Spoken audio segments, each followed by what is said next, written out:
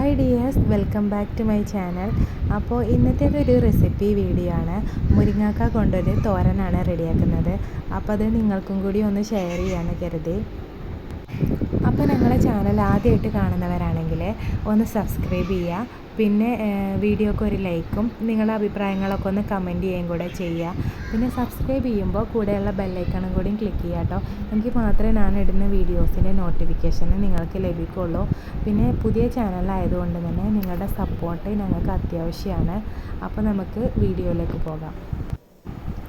അപ്പോൾ ആദ്യം തന്നെ മുരിങ്ങക്ക തൊലിയൊക്കെ കളഞ്ഞിട്ട് ഇതുപോലെ ഒന്ന് കട്ട് ചെയ്തിട്ടെടുക്കണം.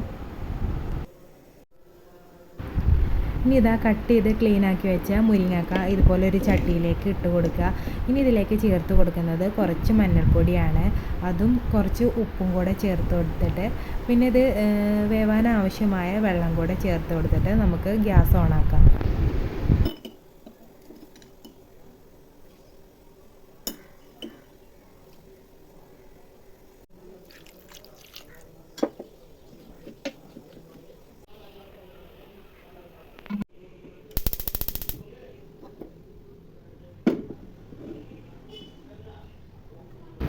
ഇനി ഇത് നമുക്ക് അടച്ച് വെച്ചിട്ട് വേവിച്ചെടുക്കാം. ഇത് വെന്ത് വരുന്ന സമയം കൊണ്ട് തന്നെ ഇതിലേക്കുള്ള അരപ്പ് റെഡിയാക്കി എടുക്കണം. അതിനായിട്ട് ഇനി ഒരു മിക്സിയുടെ ജാറിലേക്ക് കുറച്ച് തേങ്ങ എടുക്കുന്നുണ്ട്.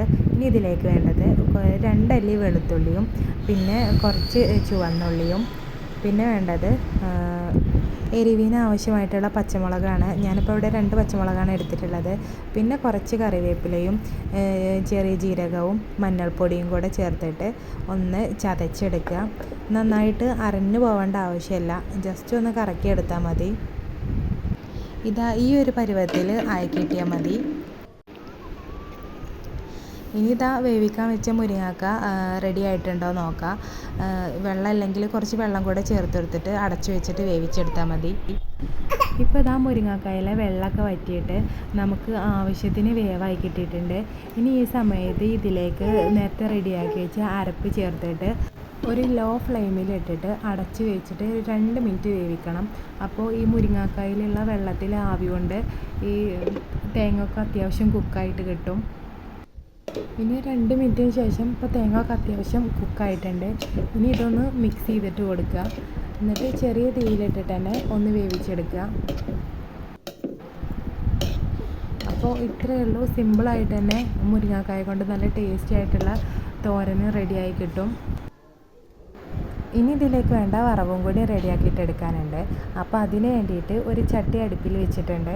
ഇനി ഇതിലേക്ക് കുറച്ച് വെളിച്ചെണ്ണ ഒഴിച്ചു കൊടുക്കുക. ഇനി വെളിച്ചെണ്ണ ചൂടായി വരുന്ന സമയത്ത് വേണ്ട കടുകും കൂടി ചേർത്ത് കൊടുക്കുക. ഇനി കടുകൊക്കെ നന്നായിട്ട് പൊട്ടി വരുമ്പോൾ ഇതുപോലെ കുറച്ച് പച്ചമുളക് ചേർത്ത് കൊടുക്കുക. പിന്നെ കുറച്ച് കറിവേപ്പിലയും കൂടെ ചേർത്ത് കൊടുക്കുക. അപ്പോൾ ഇത്രയേ ഉള്ളൂ. ഇനി ഈ തോരനിലേക്ക് ചേർത്ത് കൊടുക്കുക. അപ്പോൾ ഇതും കൂടെ ചേർത്ത് കൊടുക്കുമ്പോൾ നമ്മുടെ തോരൻ്റെ ടേസ്റ്റ് ഒന്നും കൂടി കൂടും. അപ്പോൾ ഇത്രയേ ഉള്ളൂ, നമ്മുടെ മുരിങ്ങാക്കാത്തോര ഇവിടെ റെഡി ആയി കഴിഞ്ഞു. അപ്പോൾ വളരെ എളുപ്പത്തിൽ നല്ല ടേസ്റ്റി ആയിട്ട് ഉണ്ടാക്കാൻ പറ്റുന്നതാണ്. എപ്പോഴും കറിയൊക്കെ അല്ലേ മുരിങ്ങാക്ക കിട്ടുമ്പോൾ ഉണ്ടാക്കി നോക്കുക. അപ്പോൾ ഇനി ഇതുപോലെ ഒന്ന് ട്രൈ ചെയ്യുക. എന്നിട്ട് കമൻറ്റിലൂടെ ഫീഡ്ബാക്ക് അറിയിക്കുക.